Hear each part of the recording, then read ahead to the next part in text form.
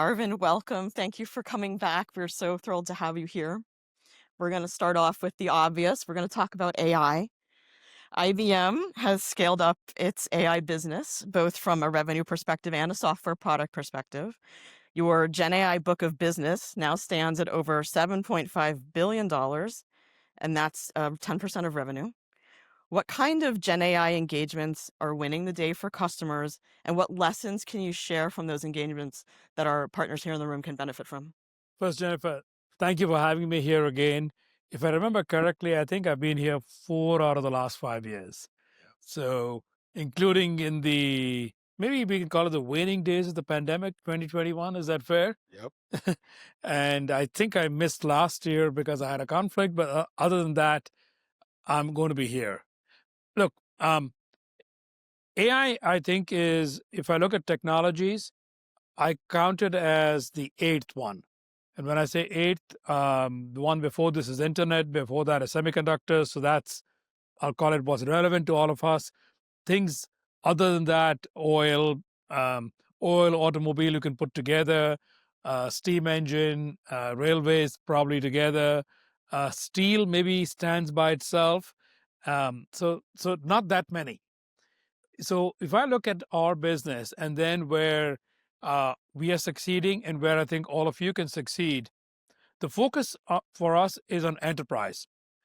AI is incredibly powerful, but if you're going to go to an enterprise and you're going to help them modify an enterprise process, it's not as simple as AI. AI is incredibly powerful, incredibly competent, but you still need to spend the energy to insert it into the workflow.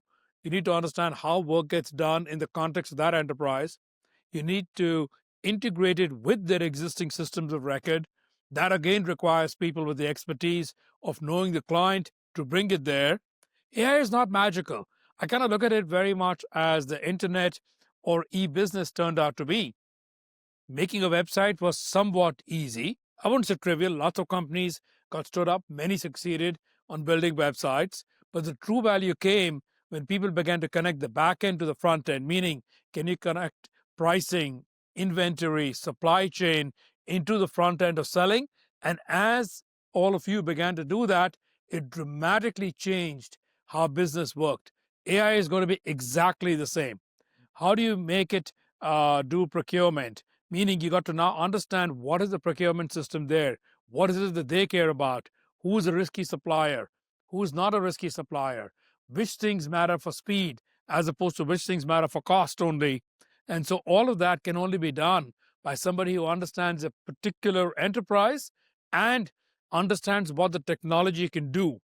I don't believe you need to be experts on large language models or foundation models. You need to know, can you use them, and what are the guardrails you need to put around that? And that's kind of where we come in. We can help you with some of those. I wouldn't say all of those, but we can help you begin to understand how do you begin to deploy those things in the context of an enterprise. So when you look at that enterprise AI opportunity, specifically, let's say generative AI, do you feel like the opportunity right now is overhyped, underhyped, or appropriately hyped, particularly to the channel partners in this room? I would tell you that if you look at the next 2 or 3 years, you are going to be somewhat underwhelmed because it'll look to be going slower than you would love, and it is not going at the rate and pace that you read about from the media and some of the investments being made. And if you look at it in the 5 to 10 year horizon, you're going to be shocked because it's going to be bigger than the biggest aspiration of today. And by the way, every technology wave goes through that. In the short term, it kind of surprises you to the downside, and in the long term, it surprises you to the upside. So if I look at this, I think that this is going to be another 10x revolution in productivity, but that will take a couple of decades to play out. The advantage for our clients becomes those who begin to embrace it somewhat early and begin to go. I like to use sports analogies just because they're easy to follow. If we think of this as a baseball game, we are in the first inning. So kind of the players are out there. We are all on the field. We kind of know what the weather is like, but who's hot today, who's not, how the game is going to really play out, don't know yet. But you got to get out on the field and start playing. Otherwise, you're going to miss the game. I remember you using that analogy when you were here last. So you're saying we were on the first batter then, now we're maybe on like the second or third batter. We're still in that first inning. Absolutely in the first inning. If I kind of go by analogy, I think last time I said cloud maybe in its fourth or fifth inning. Maybe I'll say now cloud is in the fifth inning. So it's in the middle. Cloud still has another half the game to go to play out to get full value. Hmm. Is there an example you can give of an AI solution you've seen for enterprise use that you just thought, wow, this is really going to change the world? So I tend to be the pragmatic person. So I'll give you three that I think are fundamentally important. And if any of your clients are not doing all of those three, they're going to fall behind. Number one, customer service and customer experience. If you're not using AI for customer service and experience, then your clients are losing out. Why do I say that? Yes, you get some cost efficiency, but that is by far the smallest part. We have a telecom client. If I remember correctly, 70% of all customer interactions there are now answered by AI. By the way, that still means 30% are too complicated for AI today. But on those 70%, NPS is about 35 points higher. And I kind of say AI is great. It doesn't get angry. It doesn't get upset. It doesn't react to the emotion of the person calling or chatting. Kind of gives you a straightforward response. People always talk about the accuracy. Okay, AI maybe let's call it 95% accurate. It's actually higher, but let's call it 95. Well, humans are only 85% accurate. So you're going to get those advantages. And of course, infinite scaling when there is a rush and people are all trying to call customer service. But if I go beyond customer service to customer experience, you all ought to be using AI to make your customers feel more desired and be able to go leverage that. I call these, by the way, low risk use cases. These are not high risk use cases because if there's a mistake made, the person's going to cask again. So, like, I think it's not so high risk. Let's put aside a few, maybe in the medical domain and a few others, but even there, for the vast majority, AI can do it. The second is around programming. We recently had Tech Exchange last week, which is our conference at IBM, where we let our technical users come in and they interact with our engineers. And we showcased how one of the tools we have built is causing 45% productivity in the teams that are using it. This is by the 45% across the board. So that includes requirements, code writing, testing, documentation, etc. I think this is going to go all the way into patching. It's going to go all the way into software lifecycle maintenance. And I think that 40 to 70 is the range I would expect. People, by the way, then say, doesn't that result in less employment and less jobs in programming? I actually flip it around and say, I think it'll create more. Why do I say that? In the history of the planet, do more productive companies gain or lose market share? If you gain market share because you're productive, you're going to actually have more code to do. And what it'll let you do is build products that previously were considered too expensive, and now you can. So that's actually what productivity here is going to cause. And the third is around enterprise operations, accounts payable, procurement, HR. You can go on so many of the processes we use to run our enterprises. Why can't we use AI to make every one of them more productive, more error free, less fraud? And you can imagine all the aspects that you can put in for every one of those. Those are the three use cases, I think, of what I would call are relatively low risk, but they need knowledge of the enterprise to go get done. You have such a large portfolio available to your partners. Where do you point to say this is the quickest point of entry for partners that want to work with IBM specifically to monetize the AI opportunity? Yeah. So, Jennifer, I got to talk a little bit about our client segmentation because it's going to matter there. So, we have, I'll call it our largest clients. Let's forget the names. We'll put about 600 of them into that bucket. That is the set of clients who tend to embrace IBM's entire portfolio. Then there is, I'll call it the next 1500 or so. They tend to embrace a large part of the portfolio. Here is where you'll find people doing a lot across the areas that many of you work on. These are people who buy storage, something that many of you work on. These are people who buy security that we work on together with us and other partners that we work with, like Palo Alto Networks. This is where they tend to buy a lot of the software portfolio. Then there is the next 80,000. That is where we're going to be very focused on a fewer set of products. That doesn't mean you can't sell the whole portfolio, but I would tell you that that is where we're going to find a lot of focus on AI, on Red Hat, and on certain products from the automation portfolio that are a lot easier to consume and where pricing is a lot easier, because that makes it a lot easier for our channel partners to work with clients in those things. So I would call out AI. And by automation, I'm really calling out products like from Aptio and from HashiCorp as two exemplars. And then, of course, some of the storage flash products are going to work there in addition to some others. So I would really begin to focus in on those that have those attributes Where do you really need help from your partners right now? everywhere. Look, we are direct only to about 600 clients. If I begin to look at the globe, 6 million or so named enterprises, even if I confine ourselves to the top 100,000, we'll be direct only to the top 600. And that means everywhere else we want to work either with a partner, that's that next 1,500, or kind of partner only if I go after that. And that's kind of where we are very focused and where we want you to develop skills and tell us these things hunt here, these things don't hunt. And where things don't hunt, we are willing to work to make them better or concede that maybe there isn't an opportunity here, but work on others. But, when without even trying hard, I sometimes say a little bit cynically, we make it hard once we get below client number 10,000.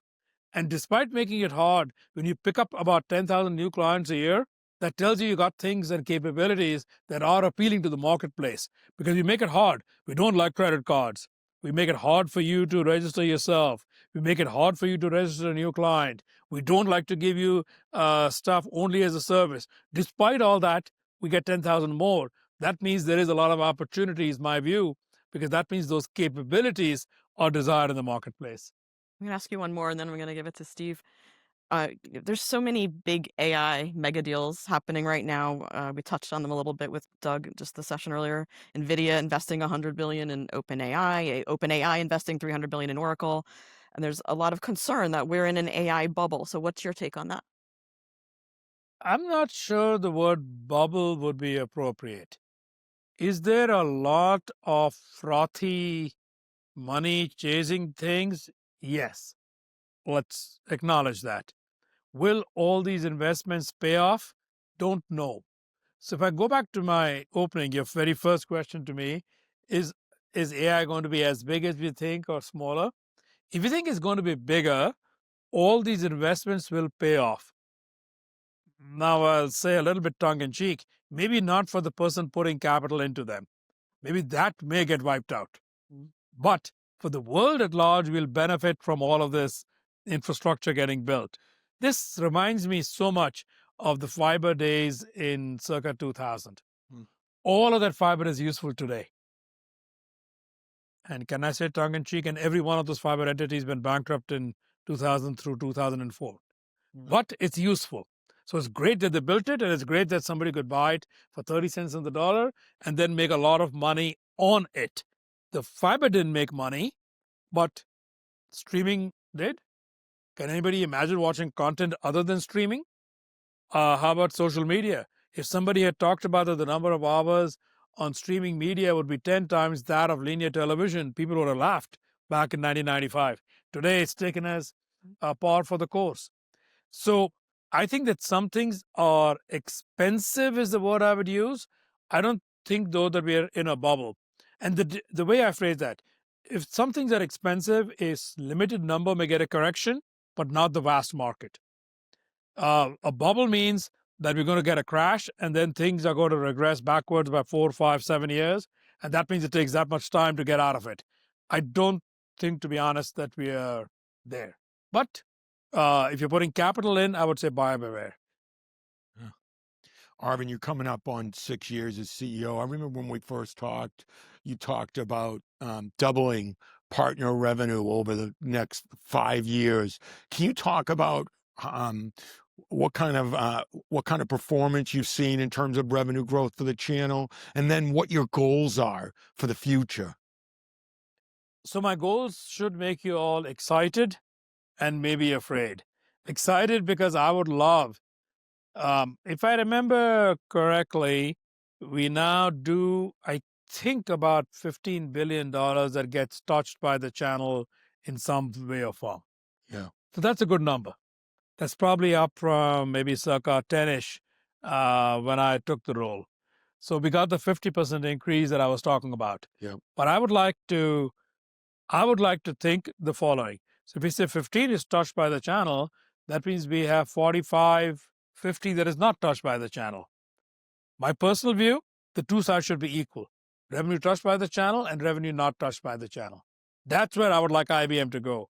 And when we reach that point, then the revenue touched by the channel should keep increasing and the other may grow at a much smaller rate. That's what I think makes for a really healthy business, and that is where we would like to go. So when we are talking about expanding the number of clients and channel only, that speaks to putting not just words, but action behind that. Investing in products that can make it much easier for all of you to take them to your partners is putting some action behind those words. So that's kind of where I would lean in. And then we're going to have to keep fine tuning in terms of the actual programs. I think our Partner Plus program was a step in the right direction, but I don't think it's the whole journey. I think it's a step in the right direction. Because if I look at it, how do we succeed? We succeed, and hopefully you succeed, when our clients get a victory. Clients get a victory how? When they deploy a capability for their own end good. Now, how do you begin to capture that? Because you got to capture that in a financial system. So that talks about more consumption, more recurring revenue, more of that. So that's where we're trying to tune. And let me acknowledge, we're not perfect. But if we make that the measure and we say we really want to lean in to those partners who can make the recurring revenue grow, who can make all of the consumption revenue grow, that's a signal that the clients are finding value. And that is where we'd like to go. To that point, Arvind, where are you making the biggest channel investments to drive that partner revenue growth? Where are partners going to see that in terms of training, enablement, sales incentives? AI products. So our Watson X agentic platform, captured as Watson X Orchestrate, the agentic workflows that are around all of those, the AI assistants that we are capturing in there. For those of you who work around mainframe and power, the code assistants that we are building. These are some examples around the AI portfolio. Then what we're doing around Red Hat, for sure, both Red Hat OpenShift as well as Red Hat virtualization, I think are two great ones. What we do around Ansible, which in turn fits in with HashiCorp and Aptio. So that sort of 3, that's 9. So I'll pause there as opposed to keep adding. Can you talk about, you kind of called this, hybrid cloud and AI thing, early on. And I'd just love to get you to talk about how you see the partner model evolving in the agentic AI era. All of a sudden, we're going to have a bunch of agentic AI, solutions out there interacting with one another. Where do partners have to make the investment to be successful in this agentic AI era? Yeah. This reminds me a lot of, and you began by talking about hybrid cloud. So back in 2017, I held a point of view that I would say at that time was heresy. Why it was heresy? Because everybody said, what are you talking about? Everybody's just going to pick one public cloud and 100% of all workloads will move to a singular public cloud. Well, I think you couldn't be more wrong than possible. If I look at it today, the number of clients who are on only one public cloud is like 5%. The majority use 2, if not more. If you add up all the SaaS properties they use, it's probably a half dozen. Because many SaaS properties, by the way, don't run on any public cloud. They run in their own cages, but it is SaaS. As far as you're concerned, it's coming from a public source. So if you look upon that and you go across, you would say clients are going to, so if I take the top 5,000, it's going to be a mixture of 2 or more public clouds, probably a half dozen SaaS properties, and lots of still on-premise deployments. But on-premise may be a private cloud, which could be an instance running on a public cloud because that's just where the infrastructure is. But in practice, it is managed by them for themselves. That's the majority of the top 5,000. Once you get below that, people will leverage multiple public clouds, but the questions they'll face are the same. Hey, how do I optimize my spending? How do I make sure I get resilience? How do I make sure that these things can all talk to each other, and if there's a problem, I can fix it? So now let's go to the agentic AI world. Yeah. So you're going to have, in the end, AI agents are simply operating on what we just described. So you're going to have now AI agents that have to deal with data in one place and data in another place. They may have to take data from one place to make an inference in order to take an action in another place. So you still have to operate in this hybrid environment. So if I look upon our partners and our clients, they have to make sure that their AI capabilities can operate in this hybrid environment. Where do you do your training? Where do you do inferencing? What properties do you take actions upon? That's kind of what makes the enterprise thrive. One more question, then I'll pass it to you, Jen. It's looking at Red Hat and IBM. You have the two distinct partner programs, and you look at what's going on with the IBM portfolio, building out the tools, and even Red Hat building out more AI tools. Do you see those two programs coming together? And what are you seeing much overlap between the two? What do you see there, and what do you see as the future? So I would call it at a product level, it's a coherent and cohesive strategy. It's not a oppositional, orthogonal, or ignorant of each other strategy. And I would say this is the classic operating system versus applications divide that has gone on since the beginning of computing. Over time, more and more capability goes into the operating systems. As it does, the applications have to move higher in the stack. So when you talk about more AI capability into the Red Hat stack, both into RHEL or Red Hat Enterprise Linux, as well as into OpenShift, that is a very conscious strategy. As we discover AI gets more mature, it should go into those layers, not the actual model itself, but how do you deploy? How do you optimize? How do you make sure that things can run with resilience? How do you scale? All of those capabilities are going to go into the infrastructure, so to speak, which for us is captured in the Red Hat products and code. That's at a product level. Then you'll say at the channel level, Red Hat is very much a mass scale distribution model. And so that is why, while they're not orthogonal, the Red Hat and IBM channel strategies are a little bit different. Red Hat partners a lot more with every hardware vendor out there. That's not so relevant for IBM. And so that is why their strategies are going to be, they have to partner with Dell, they have to partner with Lenovo. Actually, at last count that I saw, there were at least 400 or 500 different hardware vendors that Red Hat was partnered with. That's very different than IBM, who finds channel partners much more in people who are trying to resell and provide service to the enterprise, as opposed to just base, install, and align to the hardware channel. Good. Arvind, when you look across your customer base, what are you seeing as far as spending trends and how those trends are being influenced by AI, particularly in the clients that are serviced by your channel partners? So I have actually held this view that is somewhat contrarian.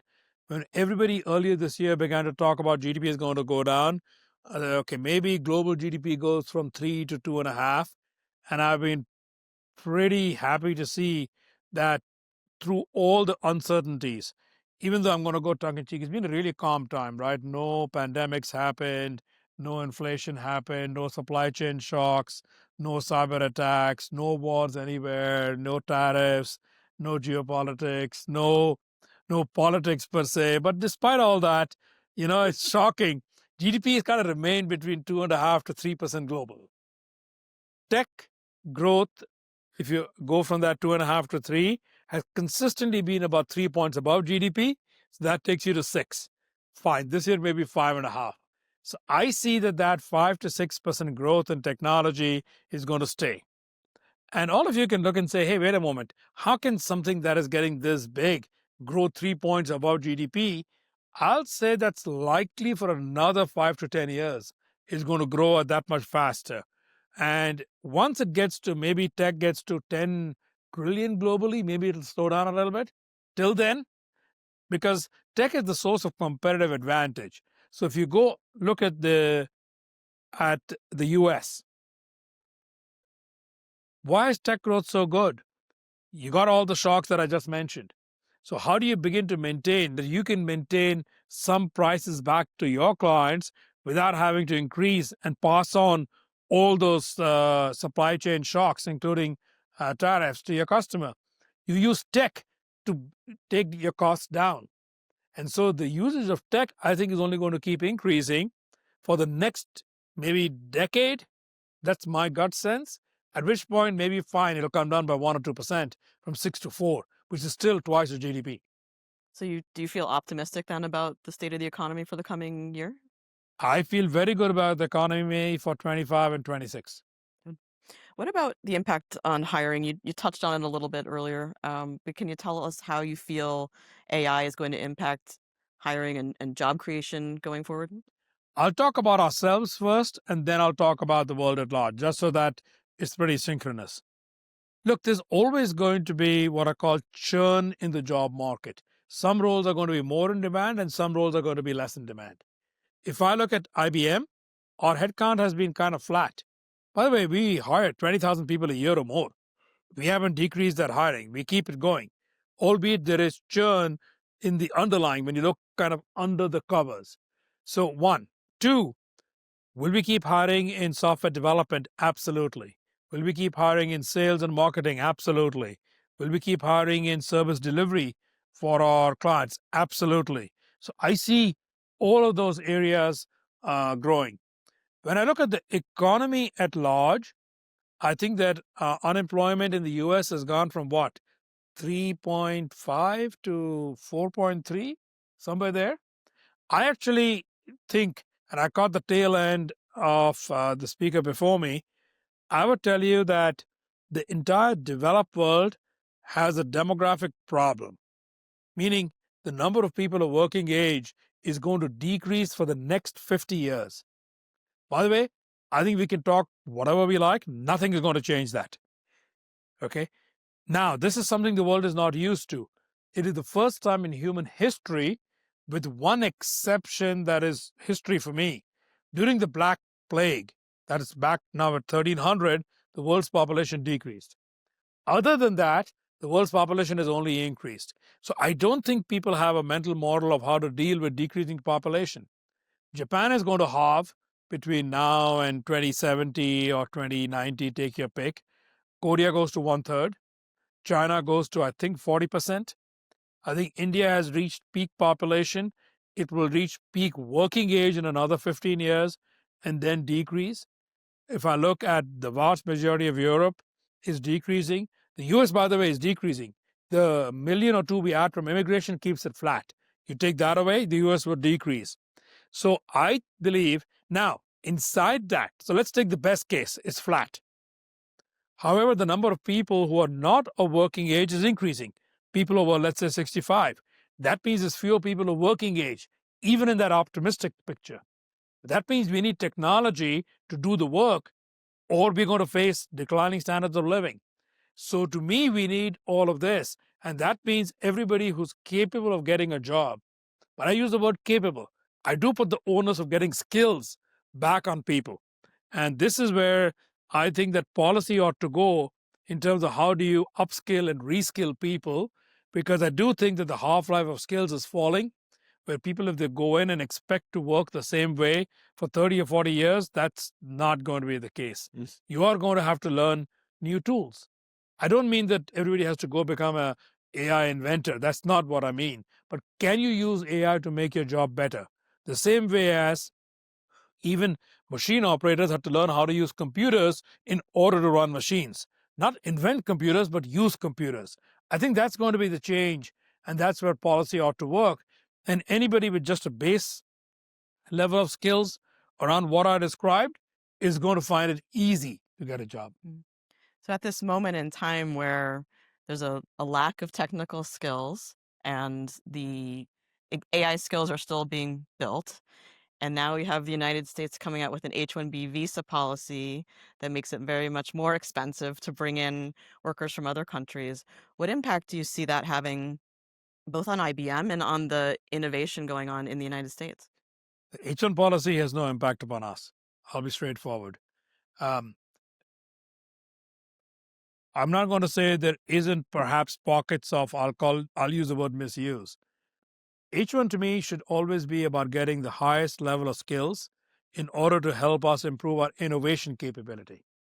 And I'll go very much to the Nobel Prize of this year, which was won by people who proved that you've got to have, if I paraphrase somewhat, but not too much, from the words that the Nobel Committee used, you got to use technology innovation to create growth. And along with that comes creative destruction, meaning that people who get out innovated are going to fall to the side and get replaced by people with more. Or where does the technology innovation come from? So the skills that help you do that are the ones that we ought to be using for these visas, not just labor arbitrage is sort of my straightforward way. So that's why I say it has no impact. I'd love to hire anybody with those kinds of skills, which probably means people with advanced degrees in the STEM topics to go against that. And so that's kind of where I would focus that.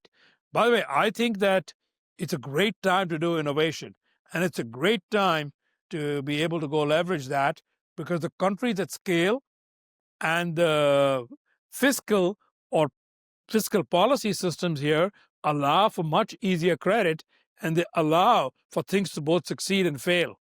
I think people underestimate how much of an advantage that is for this nation to be able to do that. And here people don't hesitate. If you have a failure but then you succeed, that's almost a mark of pride that I had both. In many other countries, having a failure is impossible. Steve, I know you have a lot of technology questions. You want to pick it up? Yeah, I wanted to talk a little bit about, you mentioned the virtualization, Arvind. You've got a significant pipeline there, more than $300 million. And I just wanted to talk to you, what's driving that pipeline and what's the biggest differentiator for Red Hat in that virtualization market? Look, people like platforms. Why do they like platforms? Because once you get skills inside, then it's much easier to do the next application and the next deployment, and you have all of that inside your place. So I think that the reason we win on virtualization is because people are picking a platform. And if you say the future is containers, then if I can do both containers and virtualization on the same platform, for those clients, it's the win to do both.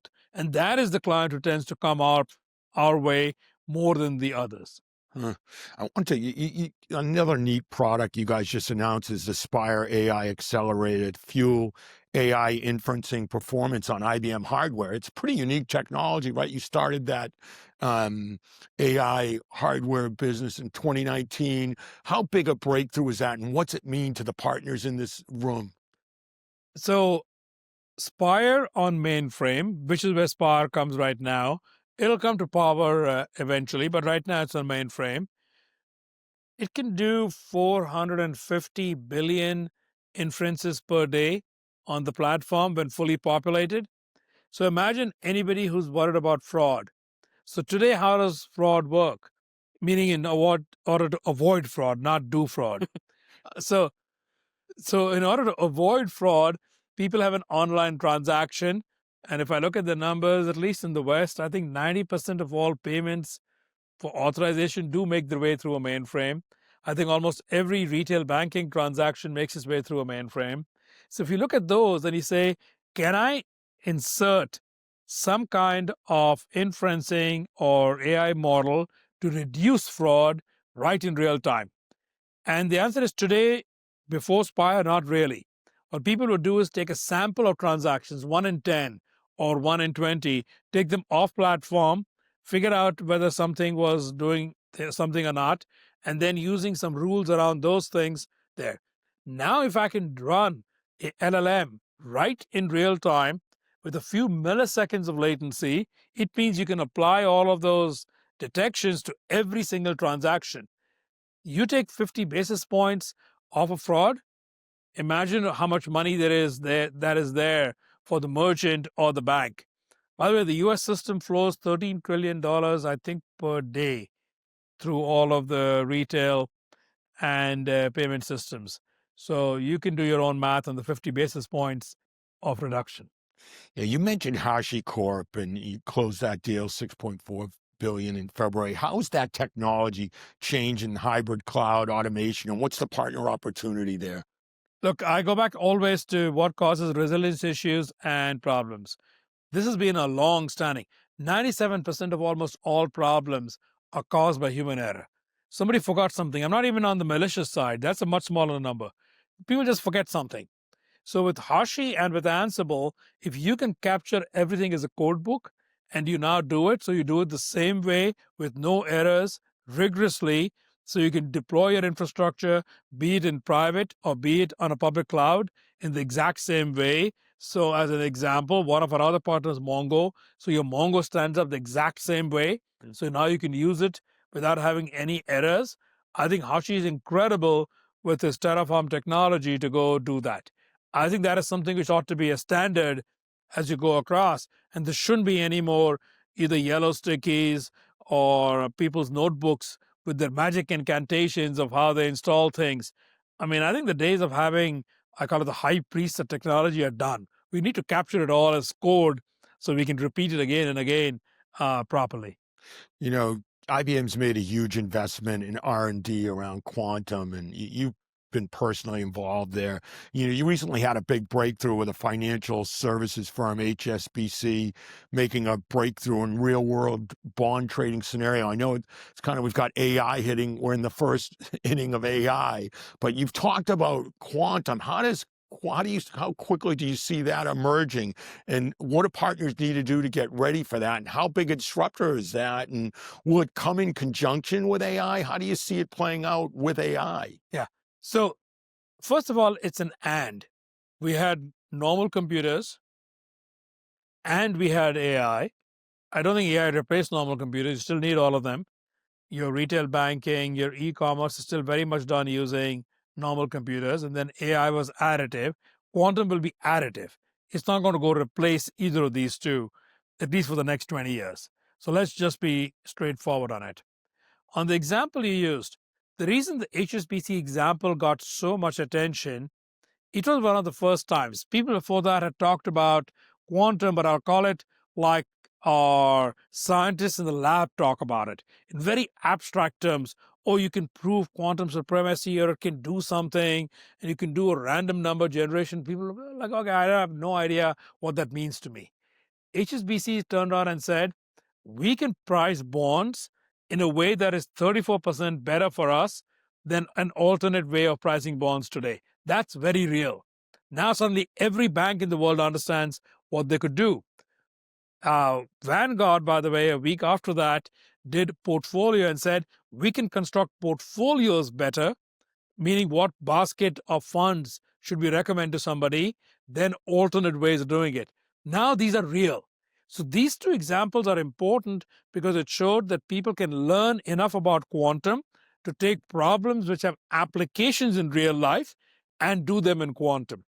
Now, to your question on timing and what should partners do to get ready, I would not advise you to jump hard into quantum today. I would tell you, being upfront, it's 3 to 4 years, maybe 5, and I'll give you probabilities. 3 years to being ultra useful, less than 30% likelihood. 4 years, maybe 50 to 70. 5 years, above 90. So now you have this thing. I kind of say quantum today is where GPUs were in 2015 or 2016. So that gives you a sense. People inside knew what was coming, but most people were not getting ready for GPUs in the world of AI till 2020. So kind of that's where it is. What should you do to get ready? If a partner wants to, I would advise you learn how to use a quantum computer using, for example, one of our classes on Qiskit, Qiskit. They're put out there. That's, for example, what HSBC used. They brought 4 or 5 of their really smart people to learn how to program a quantum computer.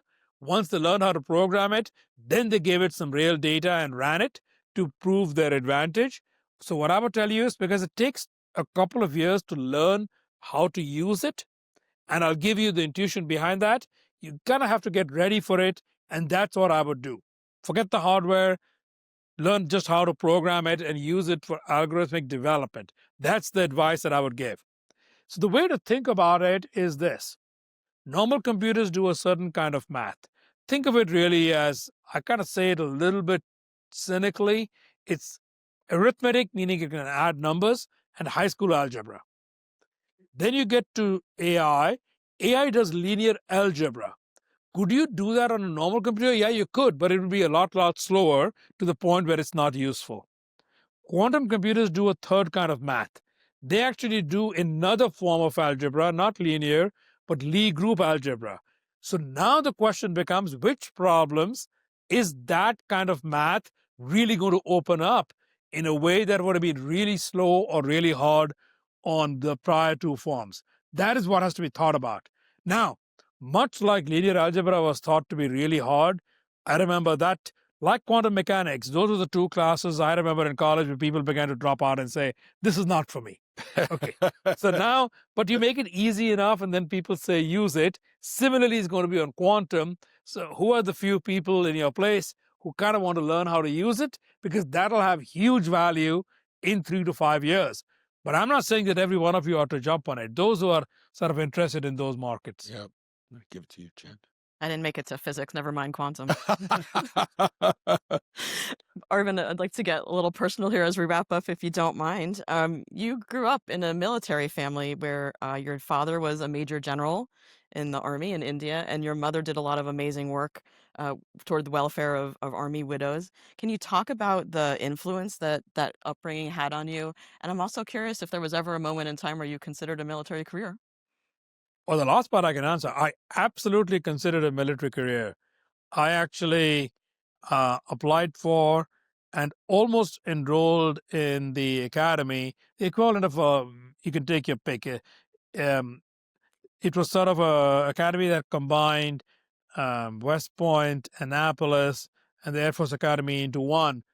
And I almost enrolled. And then I began to think, yeah, but I really enjoy physics and math even more. So should I instead apply for engineering school? And so that was the debate that went through my head. Now, kind of, there's two things I take away from that. So from my mother, I got the principle that it's not enough to just succeed and thrive. You ought to give something back to the community, because that is how you make everybody better in the community. I mean, she worked a lot on war widows, to be precise, because the number of soldiers used to lose their lives, and their widows often struggled with how to survive in society. And so sort of helping them, and it wasn't forever. Many of them were quite capable, but they just never gotten the skills to learn how to thrive on their own. And that's what she did. And from my father, a principle I always got was, you got to learn to get along with people. They can look different than you, they can speak different than you, they can speak different languages, but you got to be able to leverage people for how they are, and then leverage their skills as opposed to try to mold them all into one common. And I really think that those skills kind of stay with you through your life. Excellent leadership Awesome. lessons.